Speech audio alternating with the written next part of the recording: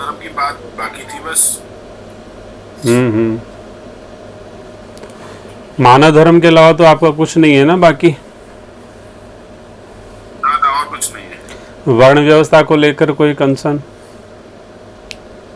नहीं, रोड व्यवस्था समझ में आ गई, सबको अपना अपना काम करना चाहिए, नहीं कर रहे हैं लोग, इसलिए व्यवस्था सारी बिगड़ी हुई है। हम्म।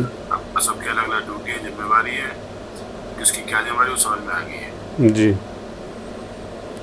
अच्छा, और किसी का कोई प्रश्न हो तो बताइए, आपके अलावा किसी कोई भी बताएं।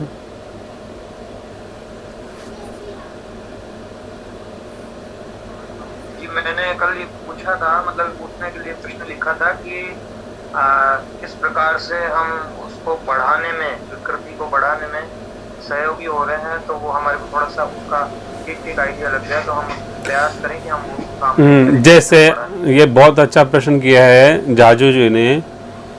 शायद ये अपने आप को पता नहीं कौन से वर्ण में मानते हैं, या बता दें तो अच्छा रहेगा कि कौन से वर्ण में आप आते हैं।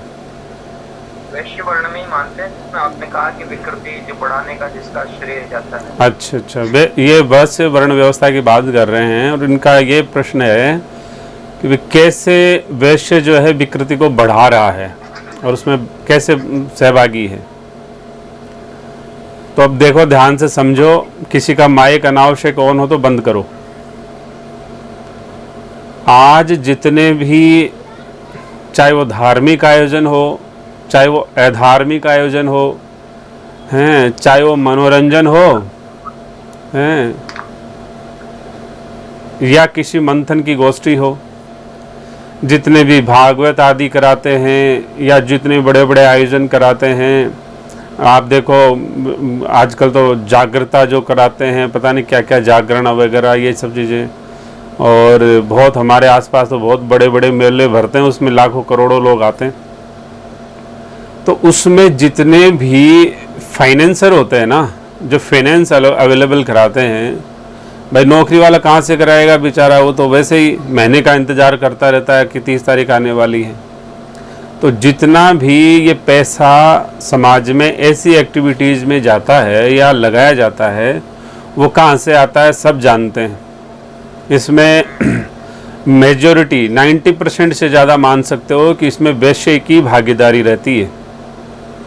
चाहे वो सामाजिक आयोजन हो, बड़े बड़े विशाल, या फिर धार्मिक हो, या फिर अधार्मिक हो, या मनोरंजन हो, या बॉलीवुड, हॉलीवुड, टॉलीवुड, जो कोई भी वुड हो, तो जितना भी ये सारा सिस्टम बनाया हुआ है, ये वैश्य समाज की तरफ से ही बनाया हुआ है। तो श्री ठाकुर जी ने उनको, मान लीजिए, एक संपत्ति दी है, लेकिन संपत्ति के साथ में विनिवेश का एक यथोचित विज्ञान नहीं दिया, या उन लोगों ने लिया नहीं। तो यदि मान लीजिए कि इस तरह के आयोजन से लोगों का स्वाभाविक आकर्षण बढ़ जाता है उन चीज़ों में, फिर तो लोग छोटा छोटा मिनी आयोजन करने लग जाते हैं। ठीक है साहब, हम इतना बड़ा नहीं कर सकता, छोटा कर लेंगे। लेकिन जितना भी यदि वो करना चाहे, तो उसके पहले उसको बहुत ही यथार्थ में सोचना चाहिए कि साहब क्या ये ठीक है या नहीं है। बड़े बड़े होर्डिंग्स लगाते हैं, मार्केटिंग करते हैं, इतना ब्रेन वॉशिंग करते हैं, टीवी में ऐड देते हैं, रेडियो पे ऐड देते हैं, पता नहीं क्या क्या एक बाउंडर सा मचाते हैं। और वो बाउंडर किस लिए मचाते हैं? सिर्फ जनता का ब्रेन वॉशिंग करने के लिए। तो जनता तो वैसे ही अधर्म और विधर्मी बनी बैठी है, और अधर्म की क्रिया को बढ़ावा दे करके, भोगवादी संस्कृति को बढ़ावा दे करके, अशास्त्रीय अमर्यादित चीज़ों को बढ़ावा दे करके वो बहुत तीव्र गति से जनता की विकृति को और विशाल करा रहे हैं। ये जरूरी नहीं है कि उनको जानकारी है कि नहीं है, लेकिन यदि वैश्य है तो मैं समझता हूँ थोड़ी बहुत बुद्धि मानते हैं अपने आप में। तो बुद्धिमान को कम से कम ये विचार करना चाहिए, मंथन करना चाहिए, यथार्थ की कसौटी पे किसी कार्यक्रम को या उत्सव महोत्सव को देखना चाहिए, और देख करके फिर उसका निर्णय करना चाहिए। यदि वो नहीं करते हैं तो निसंदेह वो तो अधर्म के लिए जिम्मेदार माने ही जाएंगे, हैं, संस्कृति के ह्रास के लिए जिम्मेदार माने ही जाएंगे। तो क्यों नहीं अपने को विचार करना चाहिए कि साहब ऐसी है। पहले के वैश्य क्या करते थे? जगह जगह प्याऊ बनाते थे, धर्मशालाएं बनाते थे, हैं, और कई लोगों के लिए ऐसी व्यवस्थाएं करते थे, संतों को आना जाना की भी व्यवस्था करते थे। आजकल साधु संत को कोई पूछता नहीं है।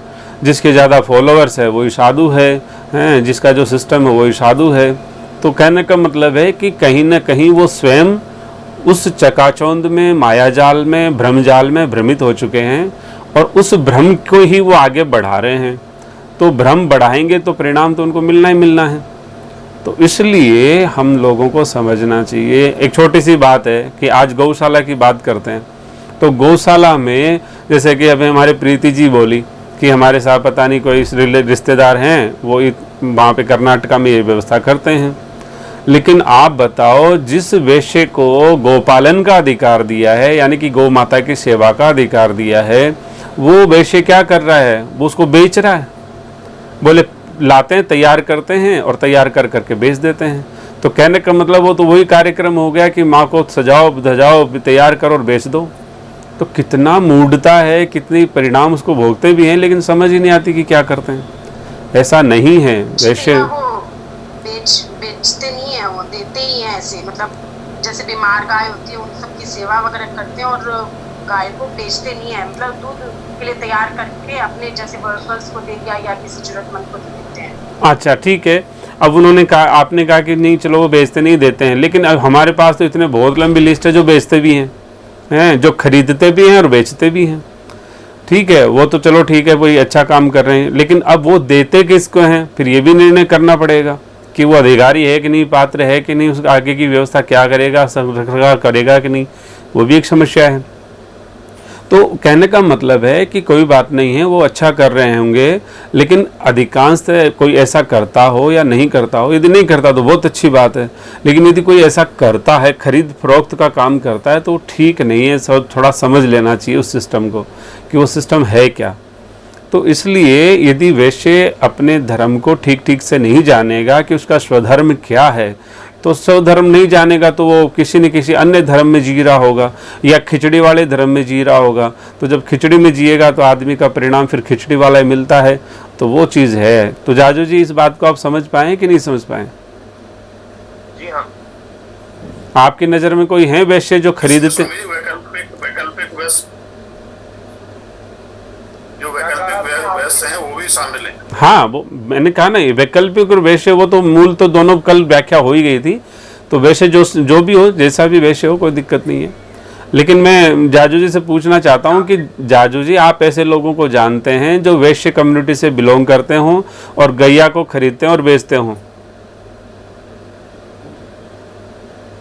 जी हाँ, मतलब यानी कि उनका उद्देश्य तो खैर वैसा नहीं होता, लेकिन क्योंकि समझ नहीं है इसलिए। नहीं, उद्देश्य की तो बात ही नहीं हो रही, मैंने तो क्रिया की बात करी है कि क्या इस तरह का चीज करते हैं वो लोग?